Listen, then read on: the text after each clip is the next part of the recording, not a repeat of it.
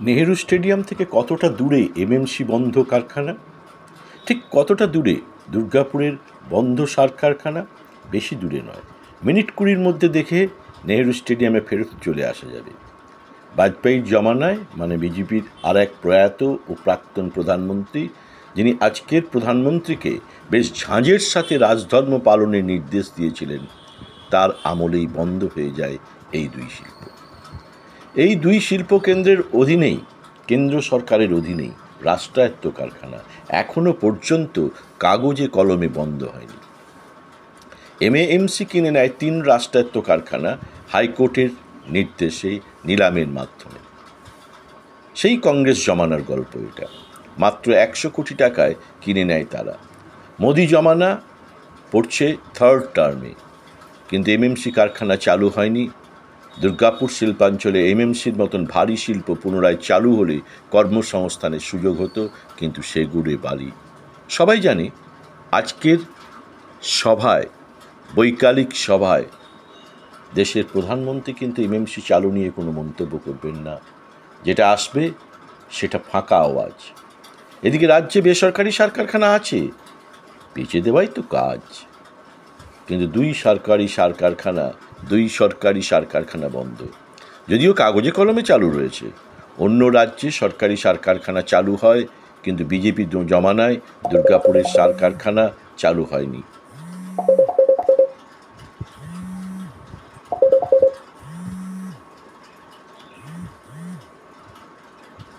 BJP বিধায়কেরা এতটাই সচেতন রাজনীতিবিদ যে তারা শিল্প নিয়ে কথা বললেই রাজ্যের কথা তোলেন, কিন্তু তাদের নিজেদের সরকারের বিরুদ্ধে ট্যাপও করার সাহস পান না।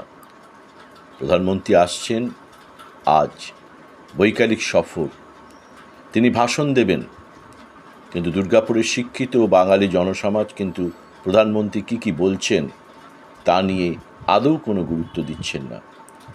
শুধু তাদের মাথায় রয়েছে প্রধানমন্ত্রী কি আদৌ কোনো কথা বলবেন এই দুই বন্ধ কারখানা চালু করা নিয়ে, নাকি বিজেপি 26-এর বিধানসভা নির্বাচনের আগে নাটক করবে চালু করা নিয়ে।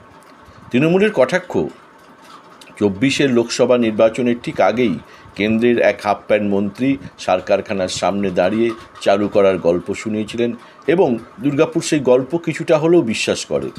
এবারও কি সেই গল্প বলবেন অন্য কেউ 26-এর বিধানসভা নির্বাচনের আগে, নাকি প্রধানমন্ত্রী কিছু বলবেন এই দুই কারখানা চালু করা নিয়ে?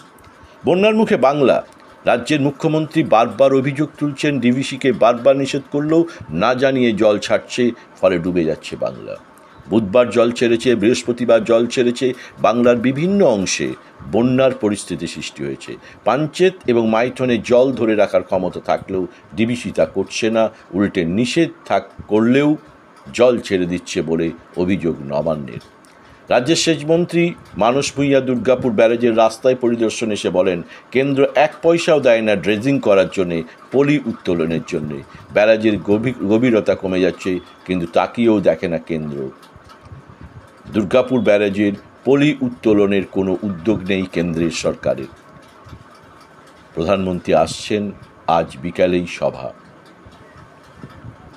পলি উত্তোলন নিয়ে, দুর্গাপুর ব্যারেজের পলি উত্তোলন নিয়ে মহামান্য প্রধানমন্ত্রীকে কিছু বলবেন, নাকি সেই পুরনো বিভাজন রাজনীতি, সেই বাংলার অগ্নিকন্যাকে কটাক্ষ, সেই থোর বড়ি খাড়া, খাড়া বড়ি থোর, পাশে থাকবে নারদা শুভেন্দু, পাশে থাকবে একাধিক নেতা, 18 সালে সাফল্য দেওয়া নেতা হয়তো মঞ্চে থাকবে না, হয়তো তিনি উপস্থিত থাকবেন, হয়তো